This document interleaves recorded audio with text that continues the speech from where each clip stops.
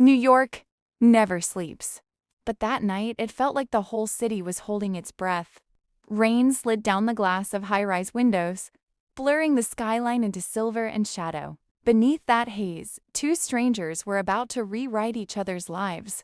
Evelyn Hart had spent 10 years building walls. A successful architect.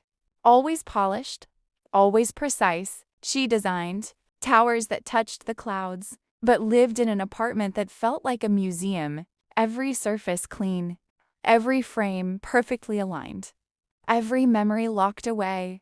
She told herself she was happy, until the night she met Adrian Cole. He wasn't supposed to be there. The firm's charity gala was full of business names, but Adrian wasn't a businessman. He was a photographer, invited to cover the event. Tall, quietly confident, his tie half undone, camera hanging from his shoulder like an old friend. Their eyes met when she stepped away from the crowd to fix a loose bracelet. He lifted the lens instinctively, then paused. "I'm sorry," he said, lowering it. "You looked like a moment worth remembering."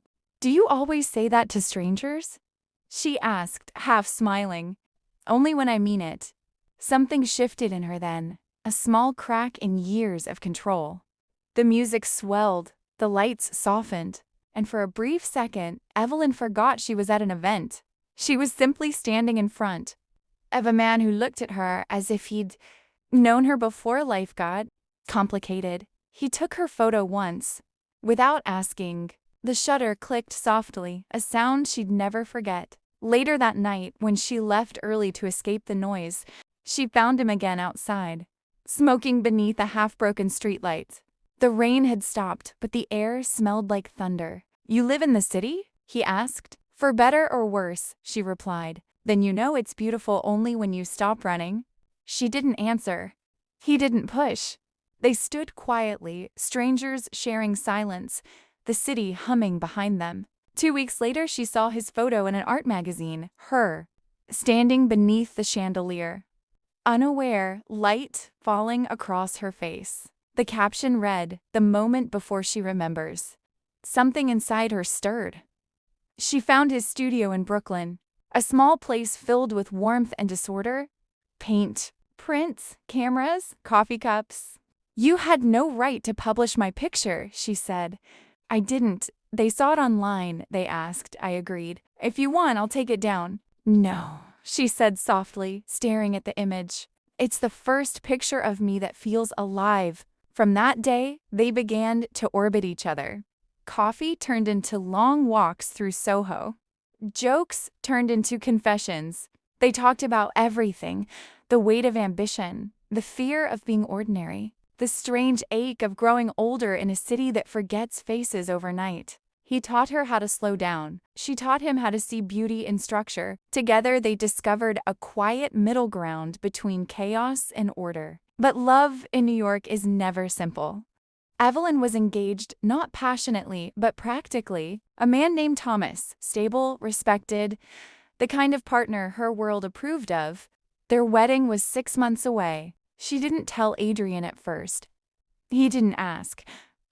Maybe both were afraid of what honesty would mean. One evening, they ended up on the Inkers, rooftop of her under construction project, 30 stories above the city, wind cutting through their clothes. He brought 2 coffees and his camera. She brought the courage she didn't know she still had. "Why do you keep photographing me?" she asked. "Because you look like someone searching for her own heart." "And have you found it for me?" He smiled. "Maybe, but it's not mine to keep." The rain started again, soft at first. She didn't move. Neither did he. The city below turned to light. For the first time in years, Evelyn laughed, really laughed, head tilted back, hair damp, eyes alive. He took one last picture, knowing it was dangerous to want something you couldn't have. That night, she went home and ended her engagement. No fight, no tears, just a calm truth. She couldn't marry a man when her soul already belonged somewhere else. When she told Adrian, he didn't celebrate. He just looked at her for a long time and said, "Are you sure?" "I'm not the kind of man who makes life easy. Maybe I'm tired of easy." They became inseparable after that. Days blurred into nights. nights into mornings filled with half-spoken dreams. Their love wasn't quiet anymore. It burned, bright, impatient, unstoppable. But every story that begins with fire ends with smoke. Adrian got an offer, a year-long photography assignment overseas. It was his dream, one he'd waited for since college. She urged him to take it, though her heart cracked quietly.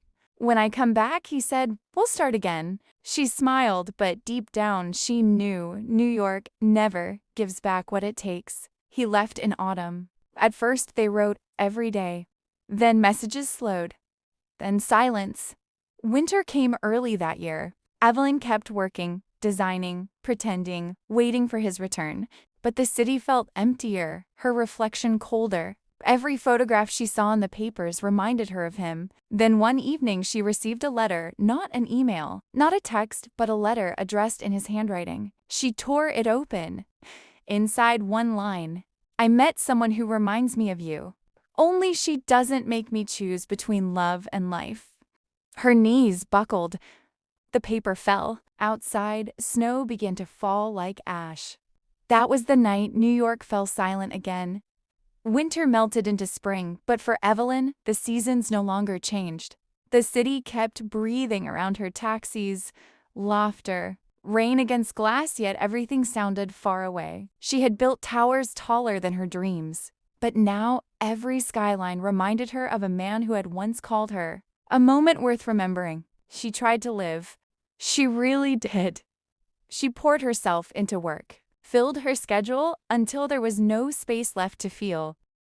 She smiled in meetings, sketched new projects, attended events, but every reflection, every passing train window, every camera flash whispered his name. Months turned into a year. Then one morning, while walking through a gallery downtown, she stopped. On the wall hung a photograph, her photograph, the same one from the rooftop, where the rain had kissed her hair and she had laughed for the first time in years. The caption read, "The Light That Stayed." Below it, the artist's name, Adrian Cole. Her hands trembled. He was back. She found out he had returned only a week earlier. The gallery owner said he was preparing for a new exhibition, Moments of Home?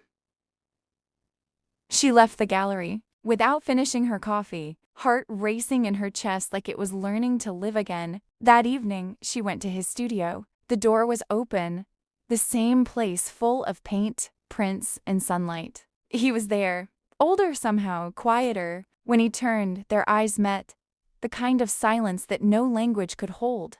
"You came," he said softly. "I saw the photo. Do you still hate it?"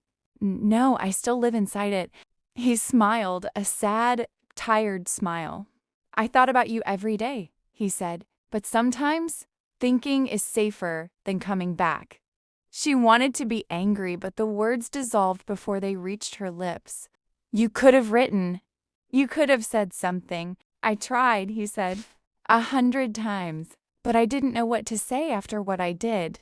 They stood facing each other, separated by one small table and a year of silence. He poured her tea the way he used to. The smell of cardamom filled the air. They talked for hours about the countries he had seen, the people he had photographed, the moments that had shaped him.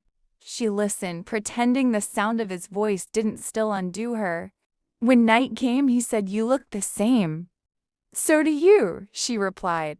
Then maybe time didn't win after all. For the first time, they laughed. It felt like sunlight finding its way back through a cracked window.